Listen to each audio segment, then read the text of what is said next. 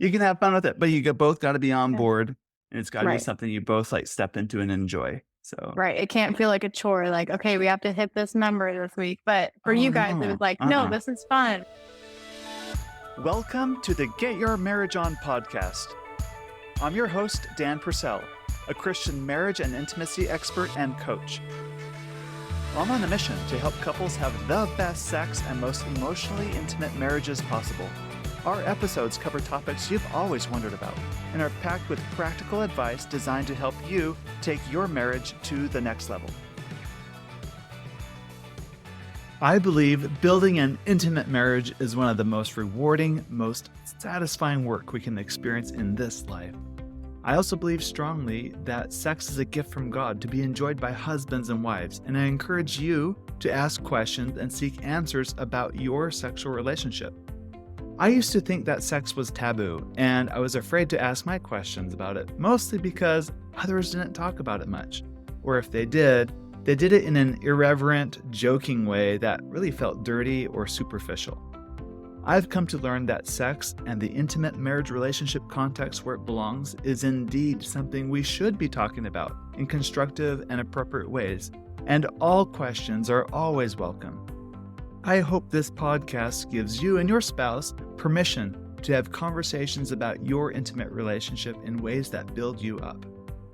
I recognize that these conversations aren't easy, as there are many layers and history behind you. Sometimes a trusted guide is precisely what you need to help you get your marriage to your next level and get some help that's adapted to your specific circumstances. I've been there, and I truly want to invest in your marriage. This is why my team and I have put together the new Get Your Marriage On program. This program is designed for busy couples that want to fix the difficulties around sex and intimacy in their marriage for good. This program isn't about new positions or ways to spice things up. It's not superficial like that. It's about going much, much deeper. This program is ideal for anyone that is experiencing mismatched libidos, hang-ups around intimacy, struggles with good girl or good boy syndrome, facing challenges from pornography use, or want help with communication. People in this program get real results. Check out the details on my website. I was honored to be a guest on Hailey Reidhead's podcast, She's a Lady. This is a fun podcast because she interviews people from all sorts of backgrounds and experiences, and you get to hear their stories. In preparation for this episode she did with me, she asked her audience to send in questions to her anonymously about sex, and we tackled these questions together in this episode. In this episode, we're going to address these great questions such as, does hormonal birth control affect libido even after you stop using it? How often are couples actually having sex every week?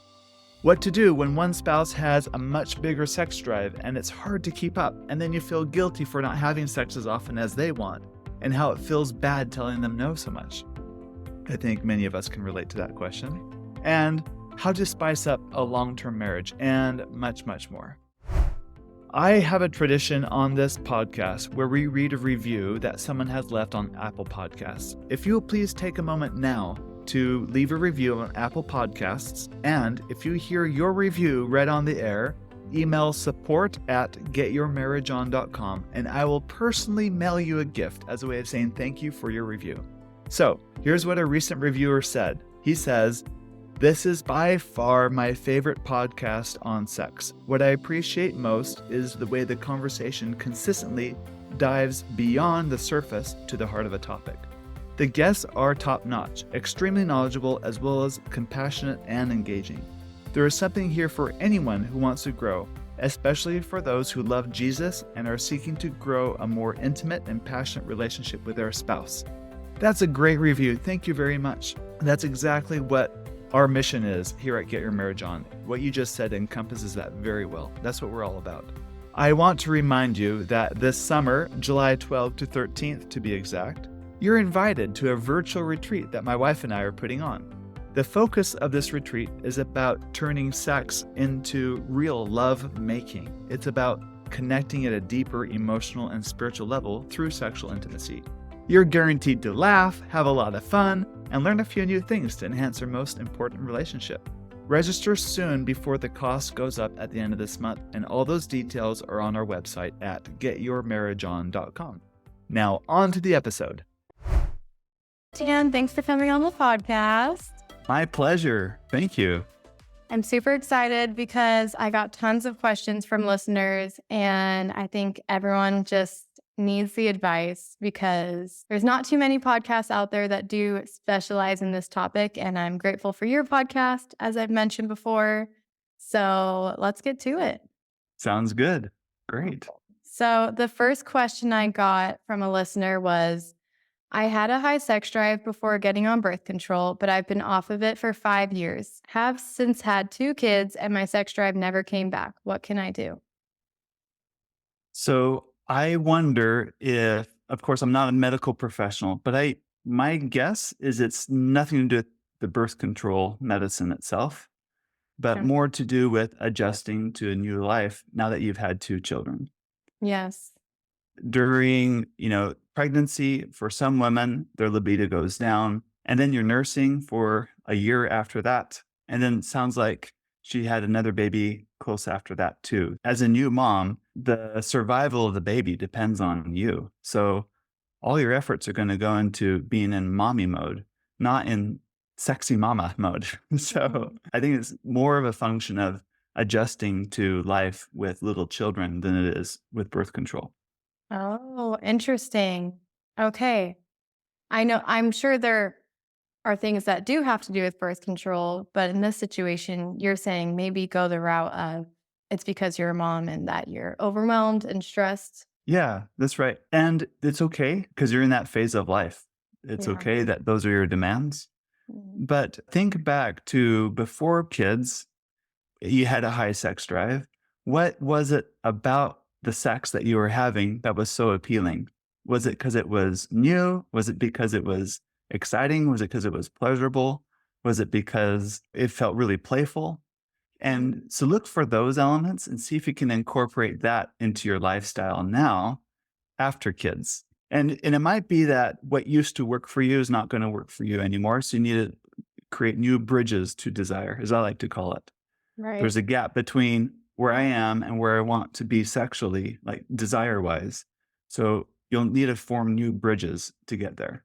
Yeah. And I even wonder, I don't know who any of the people are that submitted these questions because it was anonymous, but I also wonder if it just maybe is painful after having kids because I know that I could relate to that. It does feel different. So that could also contribute to not wanting to after having 2 kids. I don't know. Yeah, definitely. Could definitely be part of that. So one of these questions said, how many times are most people actually having sex a week? Great. I actually hate this question, and here's sure. why. Right? Because if I were to answer, oh, people are having sex 1 time a week on average, then you'd go, oh, we're fine then, because we're a 1 a week couple. But if I were to answer, no, average is 4 times a week, then you're going to have a different story that you make up for that. So yes, you can survey 1,000 people and then tally up the answers, divide the number of times they're having sex by the people and find an average or a mean, and arrive at a number. But that doesn't take into account their family. That doesn't take into account their lifestyle. Are they do they just have babies like the previous person that asked? Are they at a season of life where they have a lot of time for this? Yeah. There's so many factors that are involved. I think those kinds of questions are often a place for judgment. Some people ask the question because they want to justify that they're having enough sex. Hey, we're already having 3 times a week. 3 times a week is the average. Why are you asking for more? We don't need more than that. See, we're doing fine. Compared to the normal, quote unquote, whatever normal is, we're doing okay. And then you use it as a weapon. Or you can use it as a weapon in the other direction. The stats say 3 times a week, and we're only doing it twice a week. We need to do more sex than we are now. So I don't find those questions very helpful. A better question would be, how much sex would we like to be having in a given week? And then make that your standard. This would be great. I think it'd be fun. Now, one person might say, I want 5, and the other person might say, I want 1. then you need to work it out together. Why is it that you only want one? Is it because the sex isn't that exciting, or you're just really fulfilled with one and you don't need more? Or is it 5 because you feel really anxious, like you're not getting enough? So you're going to want to ask for more because you're coming from a place of scarcity. Like Mhm. I won't get enough, so I'm going to ask for 5, knowing that we'll probably settle somewhere in the middle. So either way Right. you slice it, I think the better question is what's good for us? And then you both kind of work together on that. Yeah, it is hard to compare to other people's schedules or lifestyles. And I really do agree with you that it falls different for everyone because I remember listening to a different podcast and they were talking about how many times was regular for them. And I'm like, I never even thought about that. Like, Uh-huh. what is everyone else doing? I just thought what really works for me, and there's no judgment there. It's just I think people want to know, am I not doing it enough? Is that why my spouse is upset, or opposite to the effect? So I really appreciated your answer because I do think that could be perceived differently. Yeah. Good. But you can be playful about this if you're both on Right. board, right? Like last year, my wife and I set a goal for how many times we were going to have sex. And as the Mhm. year got closer to the end, we're just shy of our goal. So we really ramped it up. And it was fun. Wow. Right? That's Like cool. you can have fun with it, but both got to be on Yeah. board and it's got to be Right. something you both like step into and enjoy. So, Right. It can't feel like a chore, like, okay, we have to hit this number this week. But for oh you guys, it was no. like, no, this is fun. We're gonna, yeah. Right. Yeah. Yeah, I agree. Being on the same page is important with that. Right. Okay, this question said, why are condoms so uncomfortable? How can my partner and I make them easier to work with? So I like this question because, well, first of all, I don't know if this is because it's anonymous, right? Is this the wife Yeah. saying a condom feels uncomfortable? I'm sure it's the wife. I have like almost all woman followers. So Yeah. Or is she saying, why is it uncomfortable for my husband and why does he not like condoms? I guess maybe we could go both routes in case Yeah. it won't. Yeah. Right, right. So let's go both routes. Let's go first the Mhm. case where this is the woman saying it's uncomfortable for me when my husband uses a condom. Yeah. Few things. One is I use lots of lubricant. If you're going to use a latex condom, you want water-based lubricant. There's essentially 3 types of lubricant: water, oil, and silicone-based. You want to use a water-based or a silicone-based when you're using condoms because oil-based tend to break down the latex in natural condoms. So you want to pick one of those. And when there's lots of lubrication, there's going to be less friction, so it can be more comfortable, especially for her. Another thing, and I think this will be a pattern in the answers that we'll address later tonight, but most couples, I think, rush to intercourse way too quickly when she's not fully ready for it yet. Yeah. And so, condom or not, it's going to be uncomfortable, but might be accentuated because they're rushing to intercourse when she's not fully awakened and aroused yet and ready for intercourse yet. So, spend more time in foreplay, spend more time enjoying each other.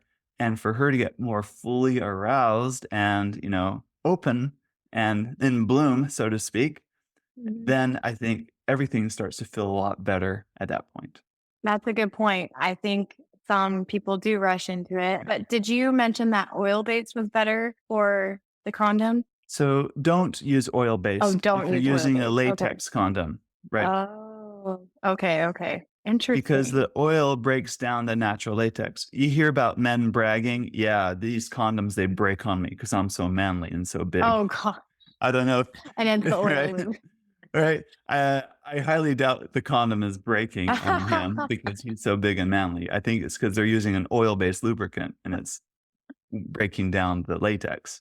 And That's funny. that's why they're breaking. Wow. You should make that like a post and then like Yeah. make it go viral. There you go. It's not you, it's the lubricant. Yeah. There you go. You can actually No. take a condom, like a latex condom, and blow it up Mhm. like a balloon. Like unroll it and like blow Oh. it up.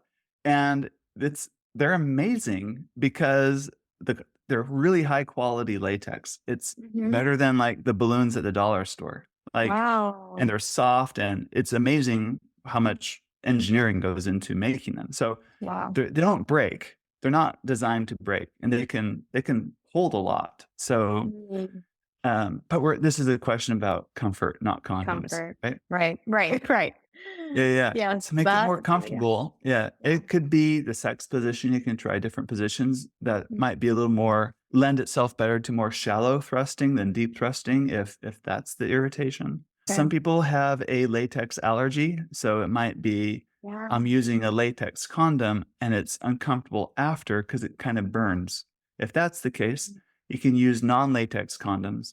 They make a line of condoms that there's only a few companies that make it, but they're called lambskin condoms. And they're actually made out of intestines from lambs. They're clean and they're perfectly fine.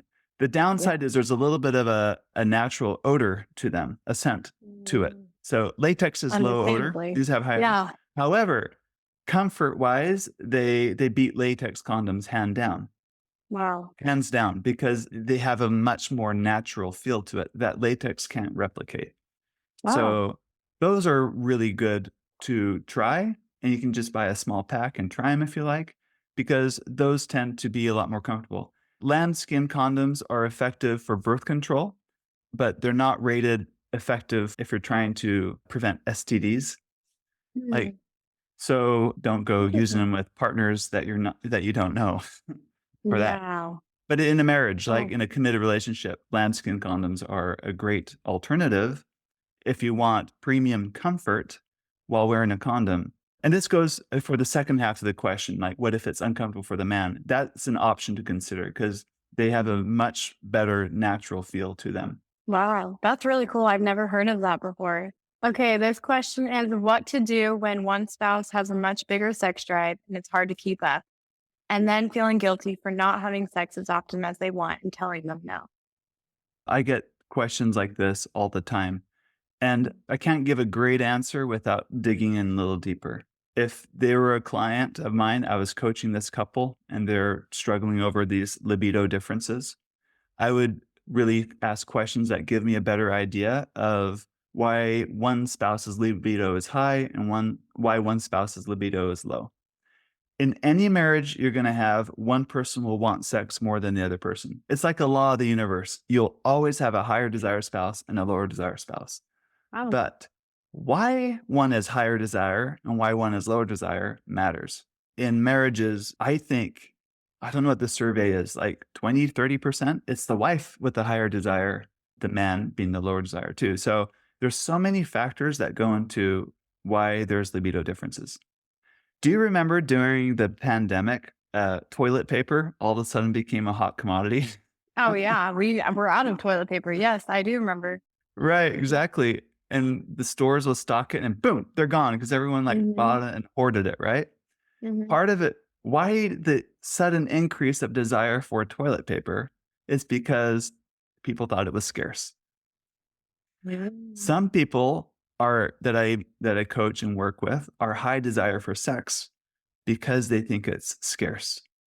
So they're coming at it from a desire out of emptiness. And that's very different than coming to sex out of a desire of a fullness. Do you see how you can want something out of a lack or want something out of a fullness?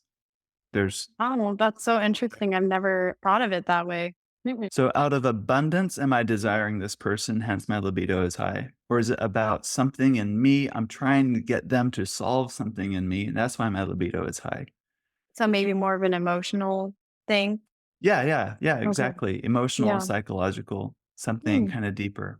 So this is Wow. what I try to get to the root at. Now, for the lower desires person, it's the same thing. Part of it is scarcity of me. When I have sex with my spouse who is higher desire, I lose some of my autonomy in it.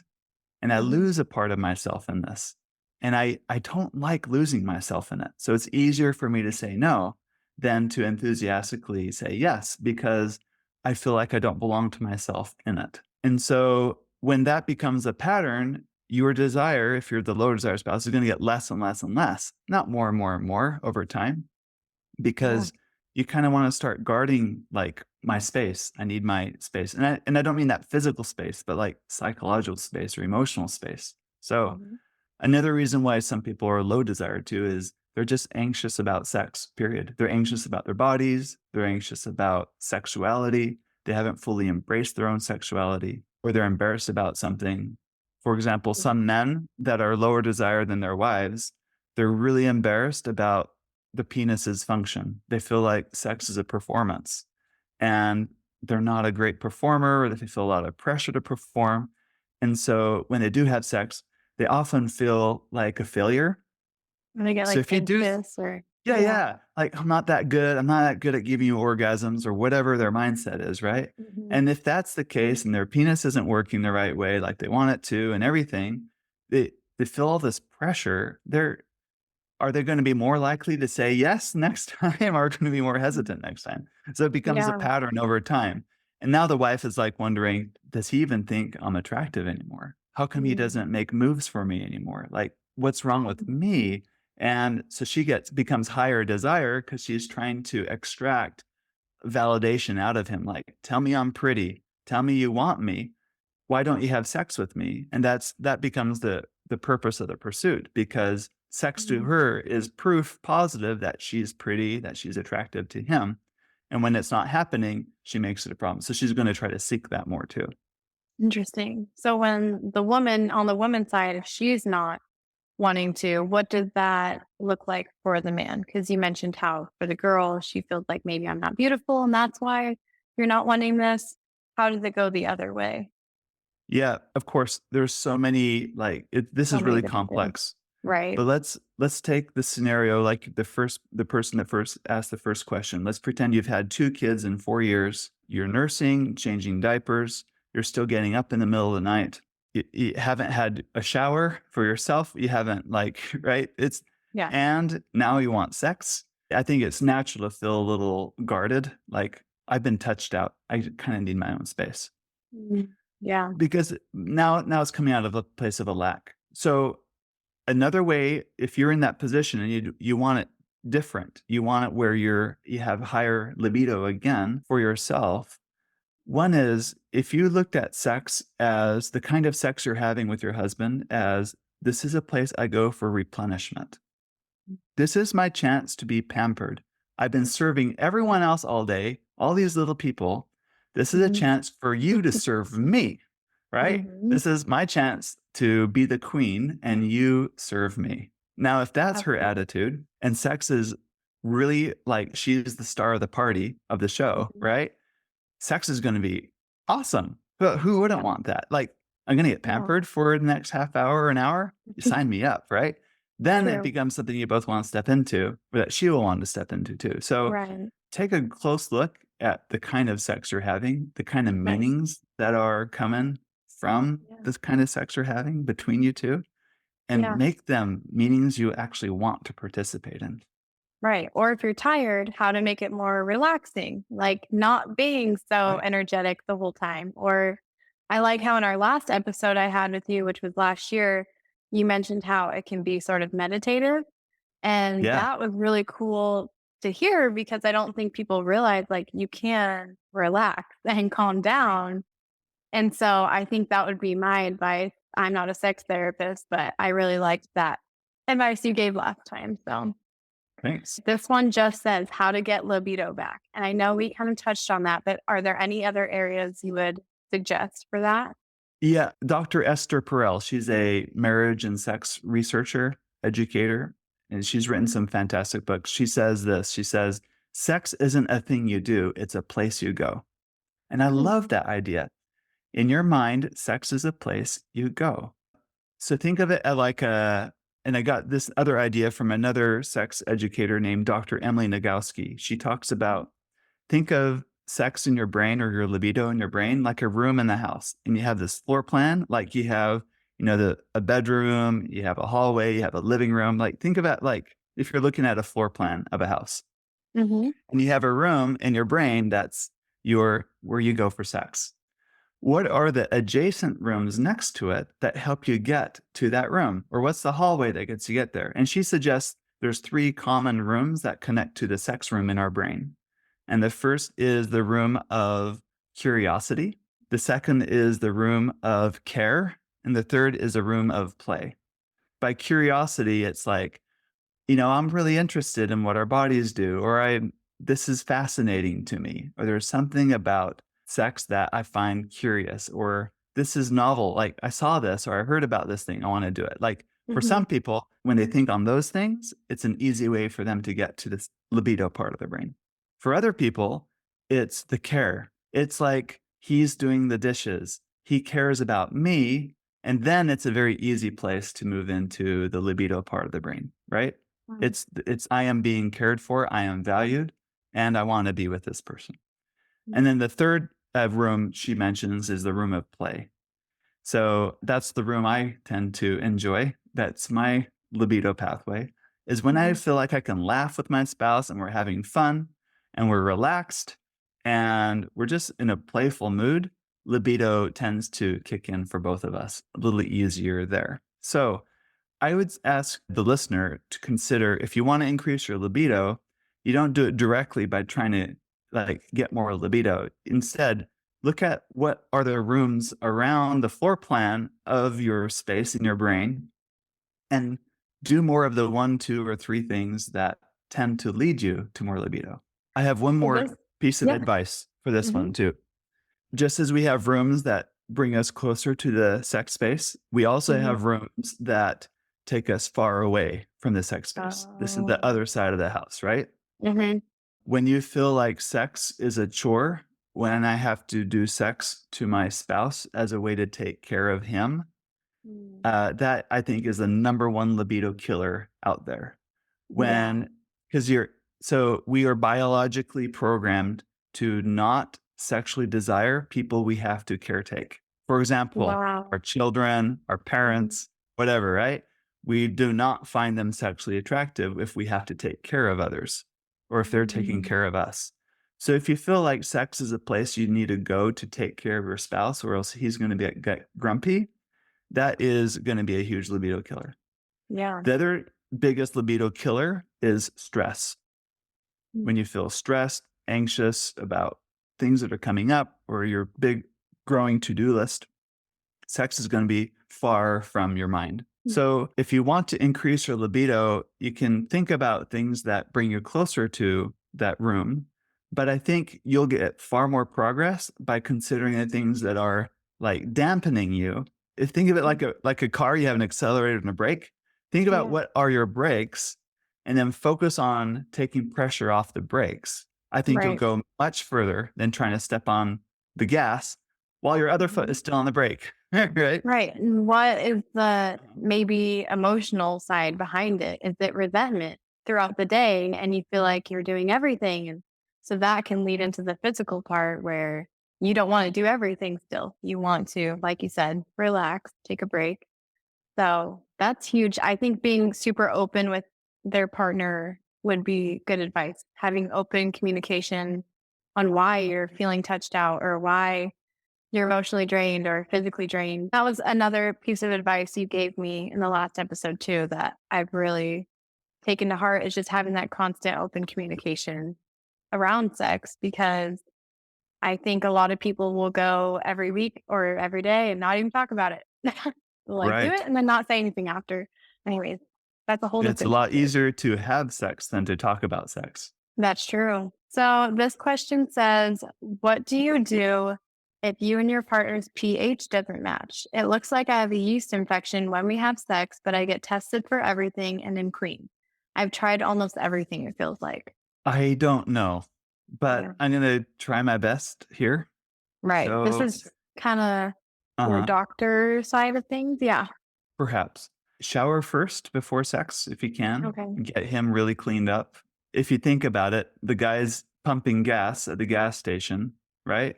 And then going to pee.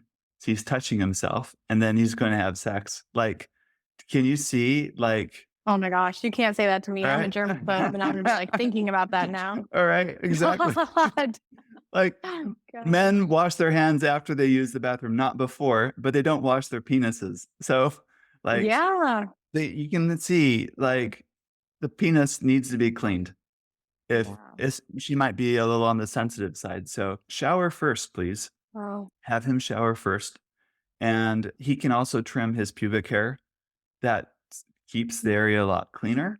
So that's an idea. Second suggestion I have for her is When a woman lubricates because she is aroused, the substances that her body creates and that lubricate the vagina are naturally designed to balance the pH of the vagina. So I wonder if this couple is rushing to sex again without enough arousal. So a man can get an erection in about 2 minutes, maybe less, of stimulation, right? Mhm. A woman takes about 20 minutes on average. Of course, there's a bell curve, right? Like some women are faster, some are slower. But let's Mhm. just say averages. It's 2 minutes to 20 minutes. So when you quote unquote start sex, 2 minutes later, he's ready to come in. Like she's still got a ways to ramp up still. So Right. I recommend couples invest a lot of time in this is like, I think the best part of sex is the build up part. Right. I think that's the fun part.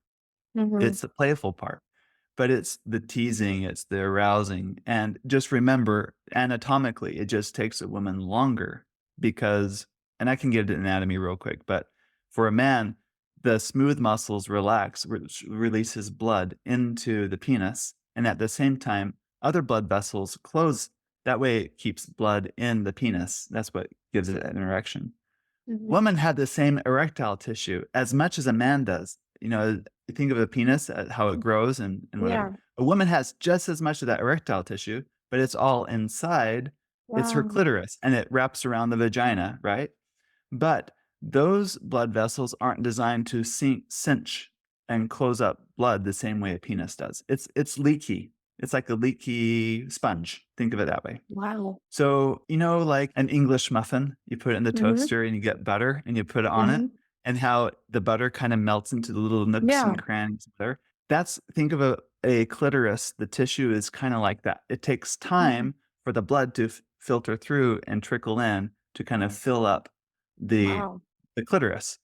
So it takes about 20 minutes of arousal then for her to be fully erect, you know, inside, and also her vagina to lubricate. So if this couple spent more time doing things that are pleasurable and arousing for her leading up to it, her body will naturally produce more of the lubrication, and that will help reduce some yeast infections. Oh I my think goodness. it's my hypothesis. Wow. That's really cool. I really didn't know a lot of that. That's amazing. Yeah, Okay, this one says how to spice things up with a long-term partner. great. I love this question. Yeah. All right. Yeah. And this brings up my playful nature. I think couples that learn how to play and relax together are going to find this to be a little easier. So, the upside to a long-term relationship is things become routine. The downside to a long-term relationship is things get routine. So, you got to be a little True. intentional about it. Mhm. And I learned this the hard way. There was a period of time in my own marriage where I thought our sex life just wasn't that great. And I blamed it on my wife. I looked at Mhm. her as she's the limiting factor. She's kind of a stick in the mud. She doesn't want to do all these fun things I want to do and Mhm. whatever. And at that time, I was talking to a friend of mine who hired a business coach he's an entrepreneur or he's a self-employed person, hired a business coach to help him with his business. And a Mhm. few months in, he's going to fire this business coach. And I asked him why. He's like, well, the coach said he'd, you know, I would see these results and these things will happen, but they're not happening. I think the coach is wrong.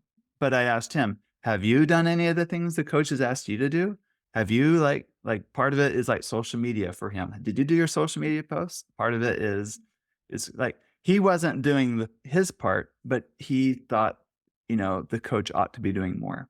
And this was like a light bulb moment for me. How many times do we do that where we blame others for things that are actually our own responsibility to do? And it hit me. This is how I'm treating my own sex life. There are certain things that I was justifying my lack of initiative based on limitations that I saw in my spouse, which is very natural to do, right? Like, Mhm. well, you're not doing the dishes, so why should I do the dishes? Yeah. You're not picking up the laundry, so why should I? Right. We're justifying our limitation because of the limitations we see in another person. Mm. Well, the way to fix that is to take full responsibility for yourself. Like, wait a minute. I want a clean room, so I'm going to pick up my clothes. I want a clean kitchen, so I'm going to do my dishes. It's that kind of a mentality. Like, I care about a great sex life, so I'm going to take the initiative and do things for me. It's about taking personal responsibility, which is Mhm. not a popular thing to talk about because it means the D word, discipline. But Mm. discipline is needed if you want to keep things spicy in a long-term relationship. Mm. The next bit of advice I have on that's also not popular advice, but it is to schedule sex, which Mhm. sounds so unromantic. But you got to remember, early on in the relationship, sex felt so easy. Libido seemed to come easily because Mhm. things were so new. There was mystery behind it, and Right. uncertainty and discovery. Um, and as you settle into a long term relationship, it's not like you're going to discover a new body part that your spouse never had. I mean, you might, but that's unlikely, right? Yeah. Like those kinds of novelty isn't going to be there. So you need to Mhm. sort of create it yourself, which takes some intentional effort. But just as you would make an appointment, like for this podcast, you've prepared for it. You did your hair, you got changed into a great outfit and whatever to prepare for Mhm. this night. You prepared questions.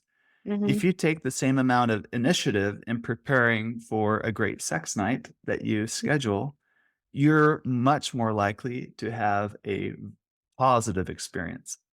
That's a good point, and even be more emotionally ready. I'm, like, speaking for women out there because I think if you knew, which I've never scheduled before, but I know it works for some people. But if you knew that I was one night and you're like, okay, I'm going to get, like you said, get ready today. Maybe I'll send them a text.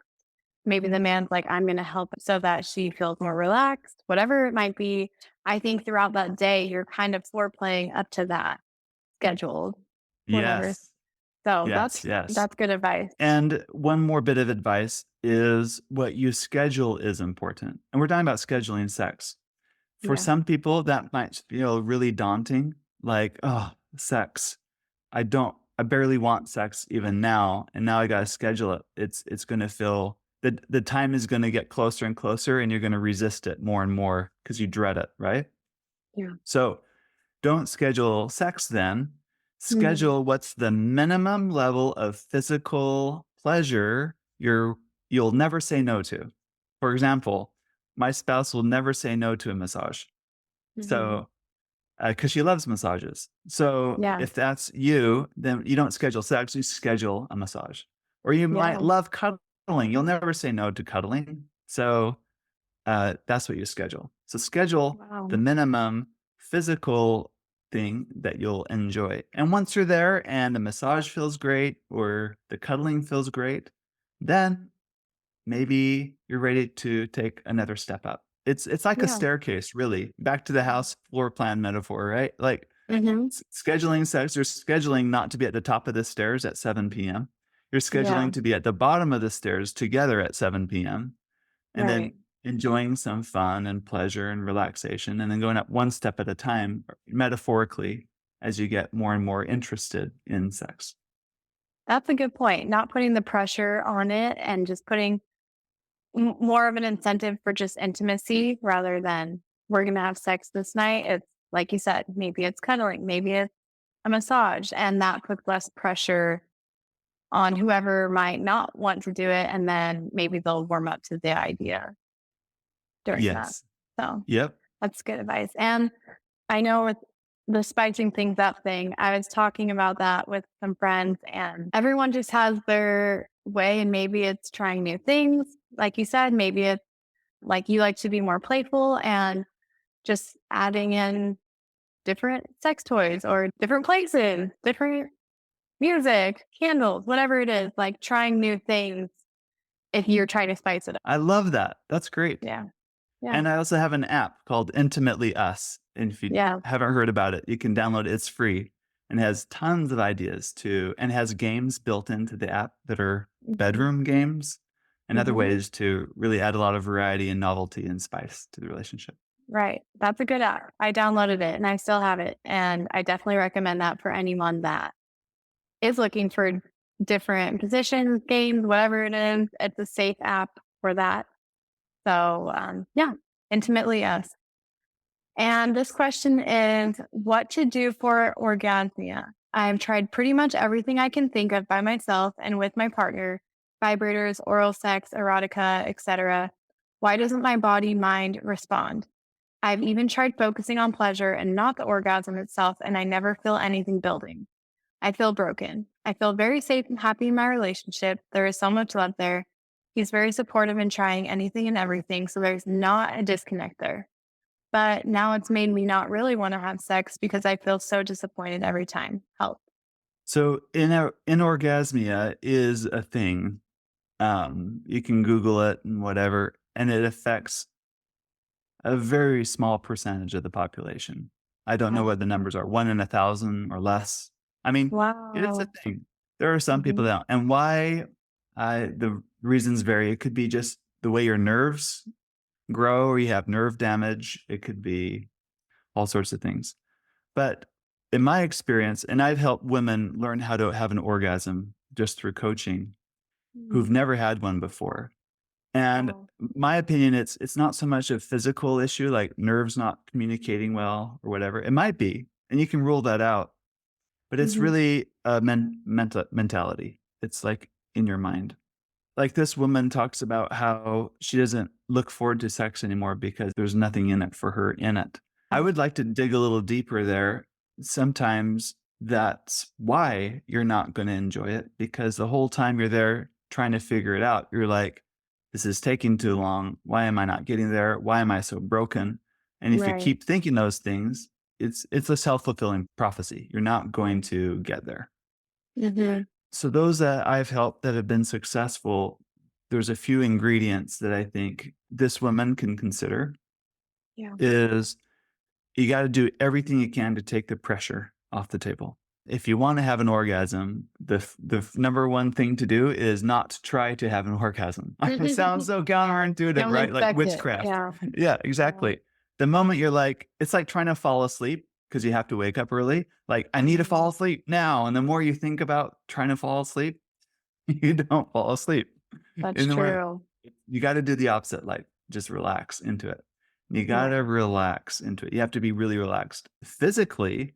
You know how we talked about like the clitoris filling with blood and engorging and whatever. Mhm. That's actually your body relaxing to allow the blood through. It's not a Wow. contraction; it's a Mhm. relaxation. So you got to support psychologically and let your body just fully relax into it. Some women find their first orgasm through self stimulation. And that might seem a little scary to some people listening to this. And so, I highly recommend you don't do something outside of what you feel is morally right or wrong, Mhm. because if you're given advice that you feel is morally wrong and you do it, you're going to feel even worse in it, right? So that's Right. antithetical to what we're trying to accomplish. But here's my justification for why I think women and how I'm going to teach my daughters before they're married. I want them Mhm. to learn how to have an orgasm by themselves first before they're married. Yeah. Because men have an advantage on in this regard slightly, Yeah. because every time a, a man or a boy pees, he's touching himself. Yes. That body hand connection is so natural, because just even as a little baby, we're touching ourselves constantly. Mhm. So that connection of this touch feels good is just so natural. We don't even need to think about it. Girls don't have that advantage that a lot of boys have, because they're not touching themselves as frequently as, like, naturally, I should say. Although some girls do figure out like, "Oh, this kinda touch feels good," or if I sit on a doll in this way, or like when I swim in a swimming pool and there's these jets, and if I stand, or if I, put my elbows on the edge of the pool where the jets Yeah. hit in the right way, that feels good, like, or Yeah. climb a rope in a certain way, that feels good. So, you can find things that feel good, like, a lot of girls Mhm. come by it honestly and naturally too. But Yeah. then there's also a lot of women that just really haven't taken time to explore their own body and figure out how it works. So Yeah. I want to give you permission to do that and do it in a very relaxed setting, no pressure. You can set a timer if that helps, but you want to learn, what kind of touch do I like? What do I like arousal? Um, And that might seem a little scary to do or feel really foreign to do, but you're not doing it to get off. You're not doing it to take your sexuality out of your marriage. You're not channeling your sexual energy away. What you're doing is, this is self-study. This is learning. This is like learning how to ride a bike, right?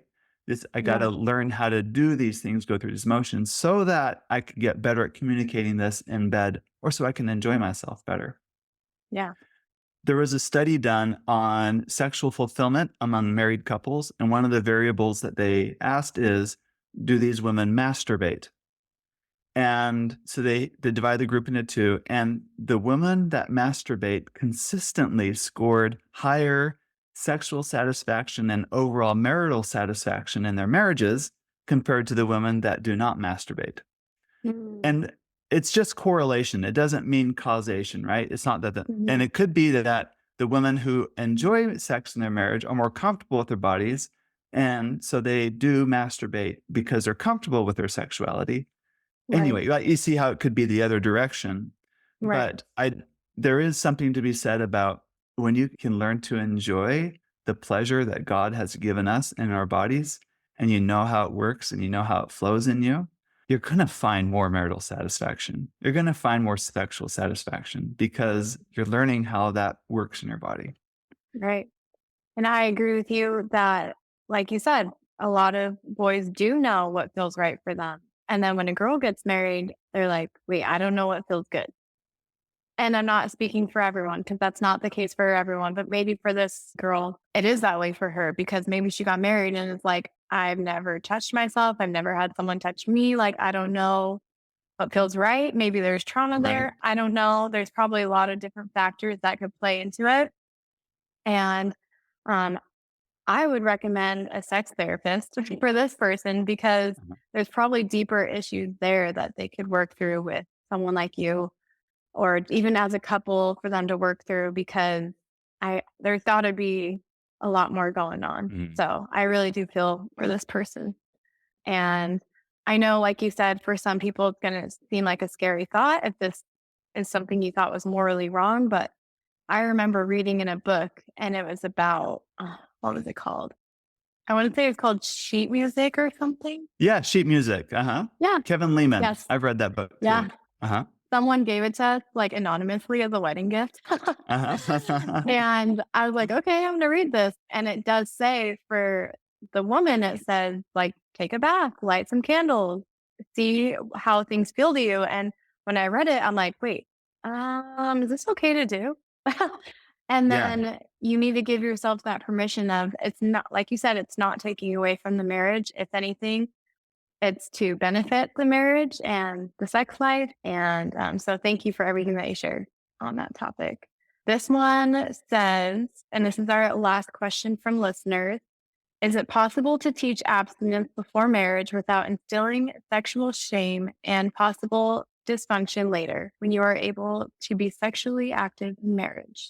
My answer is a resounding yes. I'm a Christian, and this fits in line with my value system. I believe sex is best in marriage. And I think that's what God teaches in the Bible, that we need to reserve sexual intimacy for marriage. So that being said, when you look historically, we had the sexual revolution in the 60s and 70s, right? Women are like, I don't need a man anymore. I can be on my own. And along with that was like, with birth control now is readily available, I can have sex as much as I want without the consequence of pregnancy. So that became popular. And in conservative churches, when they're seeing so much of society devalue sex and kind of relegate it from something special that couples enjoy to something kind of more pedestrian and cheap, they fight back, like with the pendulum swinging the other way, right? They start talking more about how you shouldn't be having sex before marriage, and you go to hell if you do, whatever the messages are. And so many negative messages. Yeah. Right. The stronger the pull in one way, the stronger the pull the opposite way. You see all this polarization. So, and especially in the 90s and early 2000s, people who were adolescents in those age experience what people have affectionately referred to as purity culture. And purity culture is the idea that we value being pure, saving ourselves for our future spouse. Mhm. And our virtue is our most precious gift that we can offer our spouse on our wedding day. Mm. And I don't disagree with the intent behind that. But the downside to that is when it's taught from a place of fear. Yeah. It's the lessons you've probably heard in church. It's the smashed wedding cake. It's the chewed up bubble gum. It's the Oh cut my up God. dollar. Have you heard these before, right? Yeah. I Have you can't. had any I of can't these? with those. I've just heard Either. how it has negatively affected a lot of women, and it just is frustrating. Yeah. Right. You can teach abstinence in that way, meaning like if you do, but what you end up doing is it's very fear-based teaching. Mm-hmm. So with my kids, I do want them to understand what I believe and what I think is very best for them because I'm their dad and I'm going to teach them what I think would set them up for most success, right? Right. So in my own family, with my wife and I, we decided we're going to try to have 5 positive conversations about sex to every one, like, watch out conversation about sex. Does that make sense? The That's cool. ratio Yeah. has got to be far more on the positives than the negatives. Because if every conversation we have about sex is, hey, it's good, but save it for marriage and watch out, like, Mhm. you see, the ratio is going to be 1 to 1. But we need to make it more 5 to 1. Like, sex is great. It feels really good. This is what's designed for us. And it's actually special. And of course, you'd want to save that for because it's so special, of course, you'd want to save it to in the right Yeah. place and the right time. But Yeah. ultimately, I think the best thing you can do to teach your children abstinence without turning into fear mongering Mhm. of the consequences if they don't abstain, you got to, as a parent, step back a little bit, especially as your teen gets older. But they need to decide for themselves what they want. They have to forge that own path. You can't do it for them. Mhm. And I think well-meaning parents try to make the decision easier for them by withholding truth or not sharing the whole picture or by introducing a lot of fear into the consequences of not following it. But I think the better path is always self-authorship. What kind of marriage do you want? What kind of a man do you want to marry? How do you want to use your sexuality? Do you want to use it to attract people and get attention? Or do you want to use it as a way of building and creating connection? And so on and so on. The list can go on and on. But when you teach it Right. more as like, how do you want to do it? What kind of a person are you going to use it with? Mhm. I think then young adults make far better decisions about their own sexuality and how they're going to use it. Because Yeah. I think I'm going on a little tangent here. I apologize. okay. But I can see how a lot of people who have sex before marriage, it's not a good experience always for them, like the first time. Yeah. Sometimes it's because they're pressured. Sometimes it's because they want the man to be happy with them. They want to Mhm. keep the relationship. He's asking, if I keep saying no, I'm going to lose my boyfriend. So I'm going to give in. Like those, I would teach my kids, those aren't good reasons to have sex. The better Right. reasons to have sex are because I choose it. Yeah. I want to be here. I want to share this part with you. I want to share pleasure with you. I want to build something with you. I think those are far better reasons to do it, not just to give in to pressure or make people like you and so on and so on. That's so important to teach them, like you said, 5 to 1, but just there are circumstances that girls or boys can end up in that are not safe and they don't know it's not good because this is new to them. And if they have parents that have never explained what that looks like, they might just not know. And then that can cause trauma down the road. So I think nowadays you have to be as open as humanly possible about these topics because they're going to find it somewhere else. It's on the internet. Their friends are talking about it. It's at school. And like you just can't not talk about it anymore. Yes, So, I love that. That's good. is there anything else you want to share with the listeners while I have you? Do you have any upcoming events, any fun things that they can find on your website or social media? Oh, yeah. So you mentioned it briefly, but we do retreats. We have a retreat coming up in October 10th through the 13th.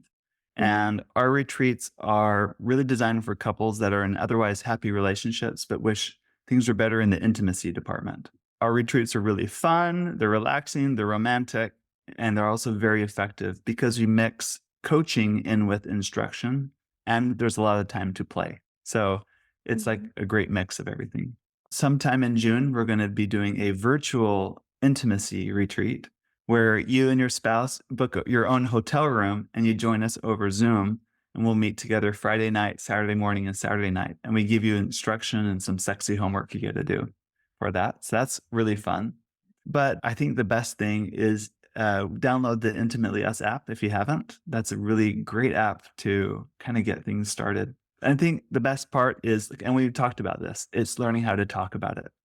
How do we talk about it together in our own marriage, in our own relationship? And this app is a great springboard for deep conversations about intimate topics with you and your spouse.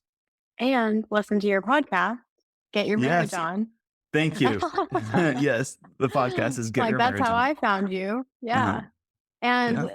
you just hit 1 million downloads, which I feel like is a huge accomplishment. So everyone go listen to his podcast. Honestly, it's a great one. And I feel like it helped my own life. And so I can only recommend it to everyone.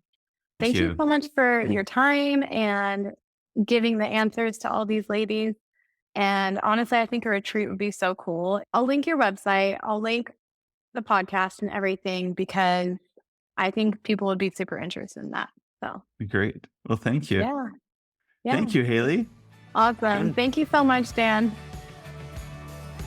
Thank you for listening to today's episode. If you're interested in accelerating growth in your marriage, either sexually, emotionally, or spiritually, I want to invite you to work with me in my affordable coaching program called Next Level. More information about Next Level and my fun and sexy apps for couples are available at getyourmarriageon.com. Please also don't forget to subscribe to this podcast so you don't miss a single episode. And be sure to tell your married friends. I promise, they will thank you for life. Now go get your marriage on.